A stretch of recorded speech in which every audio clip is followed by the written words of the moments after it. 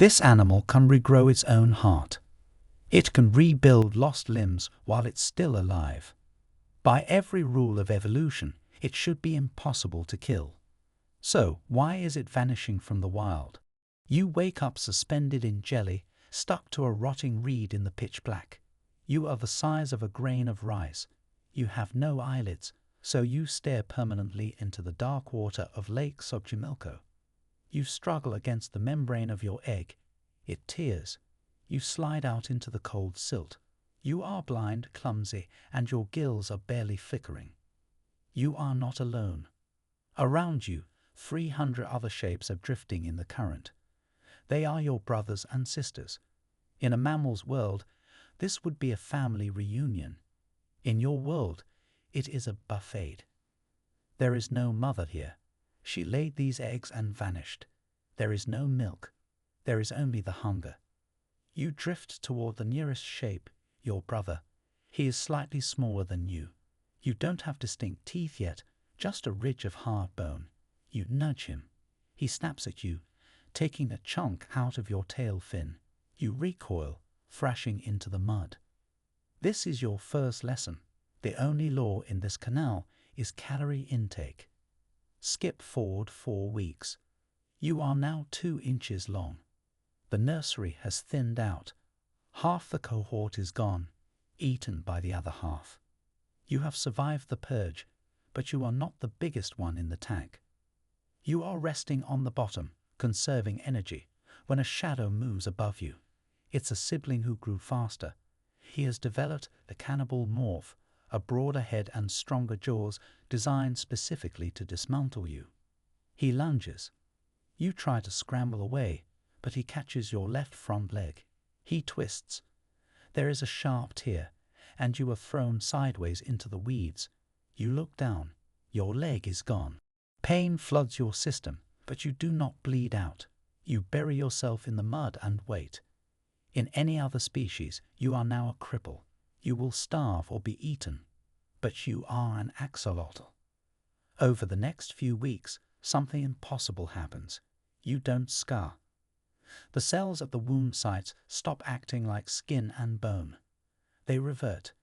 They go back in time, becoming raw stem cells. They read your DNA blueprint and start to build. First the bone, then the nerve, then the toes. In 40 days, you have a perfect new leg. You flex the claws. It works. This is your super weapon. You are a biological machine that can rebuild its own engine while it's still running. Skip forward 1 year. You are fully grown now, a heavy-bodied sovereign of the silt. Most amphibians at this age would climb onto the land, lose their gills, and become salamanders. You refuse. You choose neoteny. You keep your gills. You keep your youth.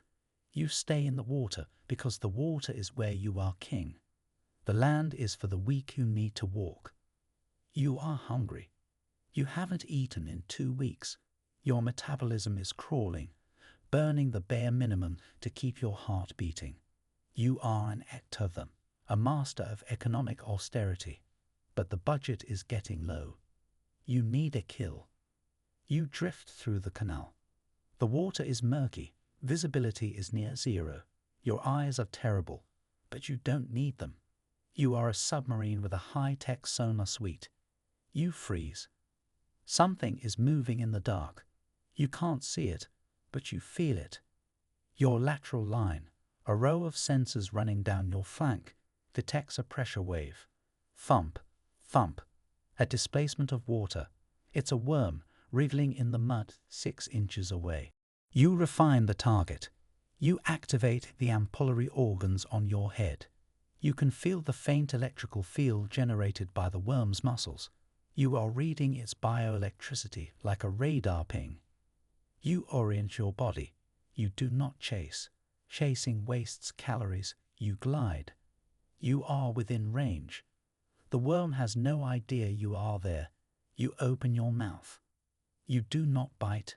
You implode. You expand your throat cavity in a split second. The physics of the water changes. A massive vacuum vortex opens up in front of your face. The water rushes in, dragging the worm with it. Snap. The worm is gone. Inhaled. You swallow it whole. The return on investment is perfect. Almost zero energy spent, maximum calories gained. You settle back into the mud.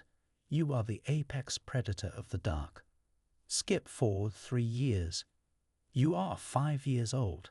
You are a giant among salamanders. You have regenerated a tail, 2 toes, and part of your own heart. You feel invincible. But the water feels different. It tastes metallic. The city above you has grown. Pipes are dumping heavy metals and ammonia into your home. The oxygen levels are dropping. Your gills burn. You swim toward the breeding grounds. It is season. You need to find a mate and lay eggs. You find a female, and the ancient dance happens. She lays 300 eggs on a submerged plant. The legacy is secured. You retreat to watch. Then the aliens arrive. They are not from this world. They are tilapia and carp, dumped here by humans for fishing. They are armored, fast, and dumb. You watch from the shadows as a school of carp descends on the reeds. They are like locusts. They strip the plant. In 5 minutes, your 300 children are gone, eaten before they could hatch. You charge the carp, snapping your jaws. They scatter, but they are too fast for you. You are an ambush hunter. You cannot fight a swarm. You return to the reeds. Nothing is left. This is the collapse. You are biologically immortal, but you are mathematically dead. If your children cannot survive the nursery, your species has no future. Skip forward 2 more years. You are 7. You are old. The water is now 24 degrees Celsius, too warm. Your metabolism is redlining just to handle the heat stress. You stop hunting. You are too weak. Your immune system, usually a fortress, begins to crumble. A fungus blooms on your skin. It eats into your beautiful pink gills. You try to regenerate the tissue, but regeneration costs energy, and you are bankrupt. The budget hits 0. You lie on the bottom of the canal. The silt covers your tail. You try to pulse your gills to get oxygen, but the water is thick with sewage and algae. You take a breath, but nothing comes. The darkness closes in, not the comfortable darkness of the hunt, but the final blackout. Your heart, the one you regrew twice, slows down. Stop. You drift. Above the surface, a tourist boat passes. Someone points at a picture of you on a sign. They smile at the cartoon face. So cute, they say. They don't know about the war you fought in the mud. They don't know about the brother you ate, or the leg you regrew, or the children you lost to the carp. You are gone. But in a glass tank in a laboratory in Tokyo, a genetic photocopy of you is swimming in clean water. It has your DNA, it has your smile, but it does not have your soul. The sovereign of Xochimilco is dead. The museum exhibit lives on. Life in the canal was a brutal, beautiful anarchy, but you can't regenerate a world that has been erased. Trust me, it's quiet down here.